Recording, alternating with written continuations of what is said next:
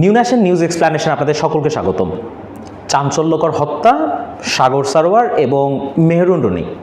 এই সাগর রুনির হত্যাকাণ্ড নিয়ে যেই চাঞ্চল্যকর এক অবস্থান সাধারণ জনগণের মধ্যে, দেশবাসীর মধ্যে সৃষ্টি হয়েছিল, সেই জায়গাটা কিন্তু এখনও আসলে ঘোলা এবং অধরা।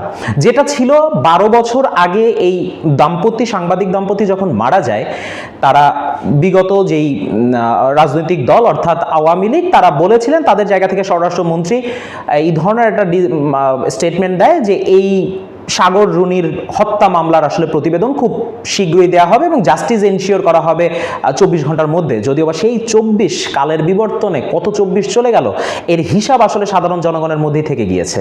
মিডিয়ার জায়গা থেকে খুবই স্পষ্ট, প্রত্যেকটা মিডিয়া আউটলেট, অনলাইন, প্রিন্ট এবং টিভি মিডিয়াগুলো ঘটা করে প্রচার করেছে, বলার চেষ্টা করেছে সাগর রুনি আসলে হত্যা হলো কেন বা তাদেরকে মারা হলো কেন, জাস্টিসটা কবে এনশিওর করা হবে, আদৌ হবে কিনা, সাগর রুনির প্রতিবেদন কতবার আর ব্যর্থ হলে সাগর রুনির হত্যা মামলার একটা যোগ্য রায় তারা আসলে নিশ্চিত করতে পারবেন।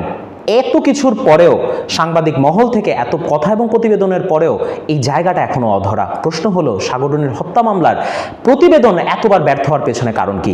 মিডিয়া রিপোর্ট বলছে 12 বছরে র্যাব টোটাল 111 বার এই প্রতিবেদন দাখিল করতে ব্যর্থ হয়েছে।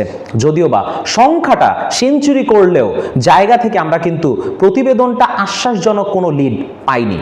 এই জায়গা থেকেই যদিও বা হাইকোর্ট র্যাবকে এই জায়গা থেকে সরিয়ে প্রতিবেদন দাখিল করার জন্য 6 মাসের একটা সময় দিয়েছেন টাস্ক ফোর্সের কাছে। প্রশ্ন হলো, এই টাস্ক ফোর্স আদৌ কতটুকু কাজ করতে পারবে? তারপরেও জনমনে প্রশ্ন কিন্তু থেকেই যাচ্ছে, যে কাজ টাস্ক ফোর্স করবে সেই কাজটা র্যাব কেন করলো না? যদি র্যাব না করা থাকে, তবে সেই সময়ের সরকার অর্থাৎ ক্ষমতাসীন আওয়ামী লীগ দল ওই সময় থাকাকালীন সময়ে তারা কি বাধ্য করেছে কিনা যে র্যাবকে প্রতিবেদন দাখিল করতে বাধা দেওয়ার জন্য? ওই জায়গা থেকেই যেই জিনিসটা আসলে নিউ ন্যাশনের মিডিয়া রিপোর্টের কাছে আসে, তা হলো আওয়ামী লীগ সরকারের একটা মোটামুটি ভালো রকমের একটা চাপের একটা প্রভাবের কারণে র্যাব এতদিন পর্যন্ত এই প্রতিবেদন দাখিল করতে পারেনি।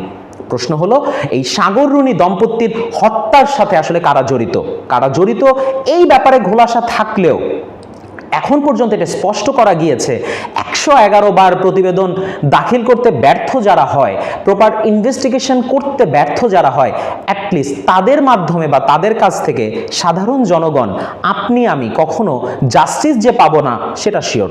দেখার বিষয় টাস্কফোর্স এই পুরো ব্যাপারটাকে কিভাবে ট্যাকেল দিচ্ছেন। সাগর রুনির হত্যার পরে সাংবাদিকদের উপরে কিন্তু মামলা, হামলা এবং আক্রমণের পরিমাণ কিন্তু কখনো কমেনি, বরং বেড়েছে। 5ই আগস্টে সাবেক প্রধানমন্ত্রী শেখ হাসিনার পলায়নের পরে এই ব্যাপারটা আরো বেশি নড়াচড়া দিয়ে বসে এবং জনমনে প্রশ্ন ওঠে, সাগর রুনির হত্যার বিচার কবে নাগাদ শেষ হবে?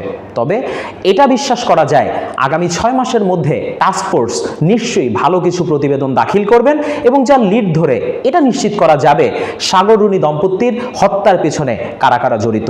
সেই আশাবাদ ব্যক্ত করে আজকের এক্সপ্লানেশন এখানেই শেষ করছি। পরবর্তী অনুষ্ঠান দেখার জন্য সকলকে আমন্ত্রণ জানাচ্ছি। ধন্যবাদ।